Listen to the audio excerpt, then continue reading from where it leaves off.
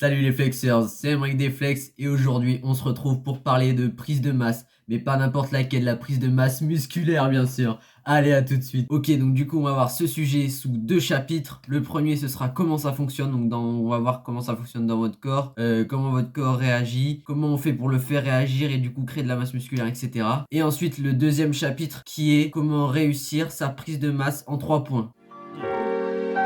I wanna ride it like the train, no stops, and protect you like the dog. Ok, donc comment ça fonctionne? Tout simplement, pour créer de la masse musculaire, il faut créer des micro-lésions musculaires pour que le corps récupère de ces micro-lésions musculaires et qui crée du coup des tissus musculaires en plus. Par exemple, les exercices de musculation ou de renfort ou même de crossfit ou d'autres sports en général, ils vont créer des micro-lésions et par la suite, le corps va venir récupérer car le but du corps, c'est bien sûr la survie et le confort. Donc du coup, pour survivre de façon plus facile au prochain stress, parce que le sport c'est vécu comme un stress pour le corps, il va s'adapter et créer de la masse musculaire en plus pour que l'on puisse gérer plus facilement le prochain effort. C'est donc pour cela que si on veut progresser en masse musculaire, bien sûr, ce que je conseille à tout le monde, c'est de travailler contre résistance. Donc c'est quoi une résistance? Ça peut être des élastiques, ça peut être des objets qu'on utilise pour se lester, ça peut être des poids en musculation, ça peut être plein de choses. Mais vraiment, voilà, le travail sous résistance quand on fait du renforcement ou même de la musculation, c'est le plus important. Ça peut aussi être le poids de votre corps, bien sûr. Et voilà, vraiment, quand on veut progresser en masse musculaire, le plus important, c'est vraiment la progression dans toutes ces variables. Du coup, les 3 variables, la plupart du temps, c'est quoi? C'est soit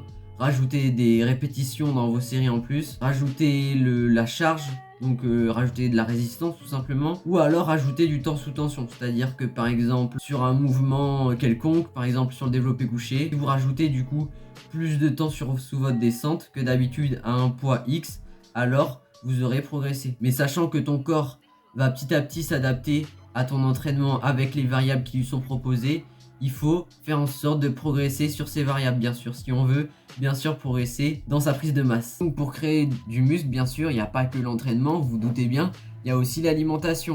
Donc vous avez subi un stress via la musculation, le renfort, le crossfit, etc. Et pour cela, après créer de la masse, il va falloir apporter les nutriments nécessaires pour que votre corps puisse récupérer dans de bonnes conditions. Il va donc falloir assez de lipides, assez de protéines et assez de glucides pour que vous puissiez prendre de la masse musculaire. Donc pour les protéines, ce qui est conseillé, c'est aux alentours de 2 grammes par kilo de poids de corps. Si vous pesez 70 kg, il va vous falloir aux alentours de 140 grammes de protéines sur votre journée entière. Du coup, pour que ces protéines puissent être apportées aux muscles et pour que le muscle puisse se reconstruire dans de bonnes conditions. Il va falloir assez de glucides aussi. Donc, pourquoi assez de glucides? Tout simplement parce que déjà, les glucides favorisent l'assimilation des protéines. Et en plus de ça, c'est votre source d'énergie. C'est-à-dire que si vous n'avez pas de glucides, ça va être très compliqué aux entraînements. Donc du coup, si aux entraînements c'est très compliqué, vous allez avoir du mal à progresser et donc vous allez avoir du mal à progresser musculairement tout simplement. Et il faut avoir aussi assez de lipides. Donc les lipides c'est la matière grasse, c'est pas à fuir.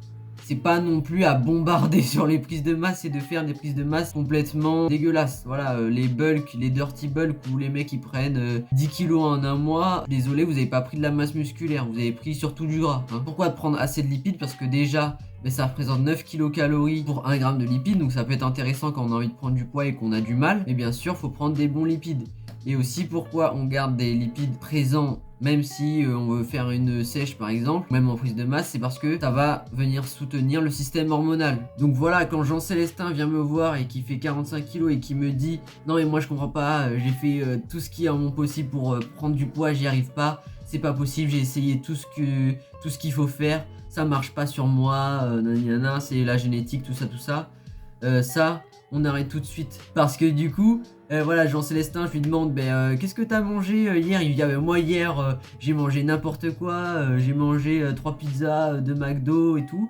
Et je dis donc t'es en surplus calorique, on a pris du poids. Il fait ouais, normalement, tu vois, c'est pour ça que je te dis que je prends pas de poids, je prends pas de masse musculaire. Et je dis ok.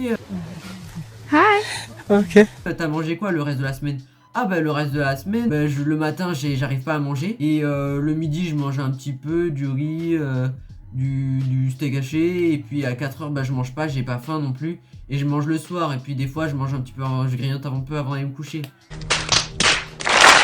Je lui dis, ben alors là, Jean-Célestin, ça va être compliqué parce qu'en mangeant que 2-3 fois par jour, tu vas jamais être en surplus calorique et tu vas jamais lui apporter les nutriments nécessaires. Donc voilà ce que je veux faire comprendre avec l'exemple de Jean-Célestin, c'est que la génétique c'est une chose, oui, ça aide ou non à un objectif, sauf que on a tous un potentiel. Moi avant, quand j'ai commencé la musculation, je faisais 37 kilos. Donc faut arrêter de dire, voilà, ma génétique elle fait que du coup je fais que prendre du poids ou je fais que perdre du poids. Non, ça marche pas comme ça.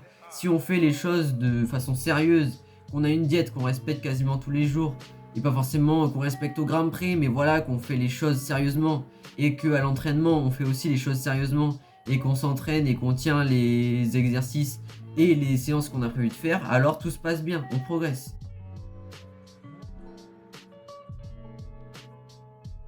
Donc ensuite on va voir ensemble le deuxième chapitre qui est comment accomplir en 3 points sa prise de masse musculaire. Le premier point à respecter, comme on l'a vu juste avant, c'est l'entraînement contre résistance plus progression bien sûr. Donc comme on l'a vu, il faut faire des micro-lésions musculaires. Sur ça, on est ok. Donc pour créer des micro-lésions musculaires, il faut appliquer une tension mécanique sur les mouvements. Donc du poids, des élastiques, etc.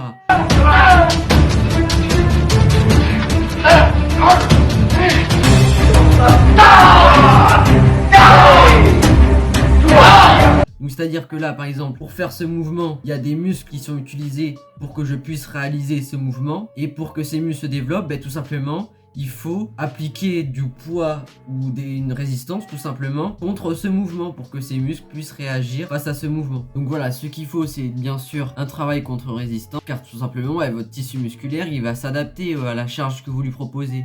Donc petit à petit, voilà, si on augmente la charge au fur et à mesure, on applique du coup la surcharge progressive, ça peut faire avancer les choses. Et voilà, du coup il faut absolument progresser, et il faut pas non plus avoir peur de progresser, car je vois certaines personnes qui ont peur de tenter une barre ou peur de tenter une paire d'haltères sur un exercice. Non, essayez, vous avez rien à perdre. Au pire, ben, la rep ne passe pas, elle passe pas, c'est pas très grave.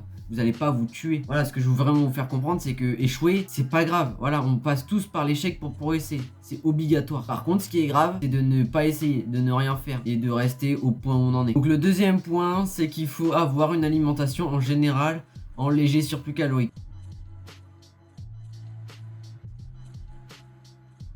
Ça va du coup favoriser la prise de masse musculaire. Ok, donc comme on l'a vu précédemment, le sport, la musculation, etc., ça crée des micro-lésions musculaires.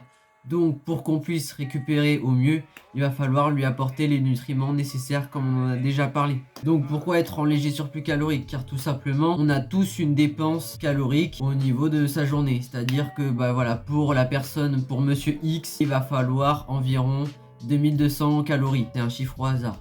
C'est-à-dire que s'il mange moins de 2200 calories, il va perdre du poids. Donc il va donner moins de nutriments que ce que son corps dépense. Donc ça va être plus difficile pour son corps de construire du muscle, car il va devoir aller chercher du coup les nutriments. Donc oui, pourquoi on dit un léger surplus calorique? Car tout simplement, si on a un surplus calorique trop important, ben on va stocker de la masse grasse. Car bien sûr, du coup, si on donne beaucoup trop de nutriments pour le corps, il va pas pouvoir tout utiliser. Donc s'il ne peut pas tout utiliser, ben, il va le stocker tout simplement. Donc comme on a dit, bien sûr il faut assez de protéines pour bien réparer le système musculaire. Il faut assez de glucides pour qu'on puisse tenir des entraînements cohérents et intensifs pour bien progresser. Et aussi parce que les glucides marchent en synergie avec les protéines pour avoir une meilleure assimilation, ainsi qu'assez de lipides pour avoir un bon système hormonal et donc bien récupérer. Donc on en arrive au troisième point où on va voir ensemble la récupération, le repos, le sommeil et le stress.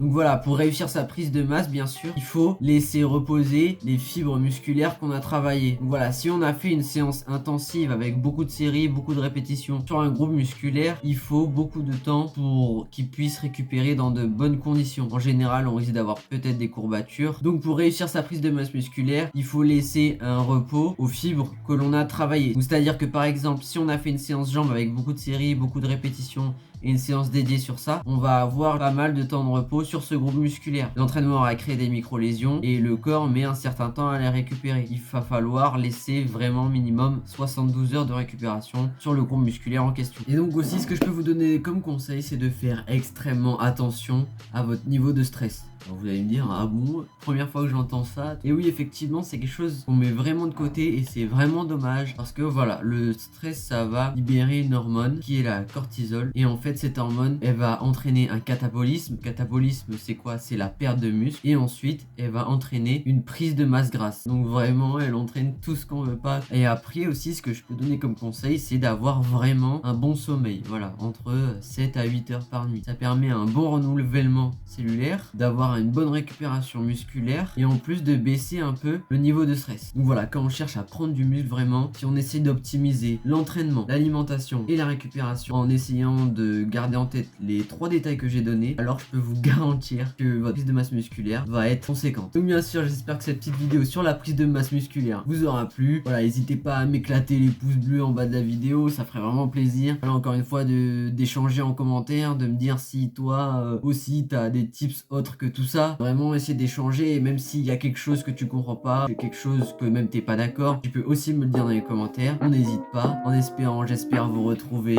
dans une prochaine vidéo plus en forme et plus flex. Ciao!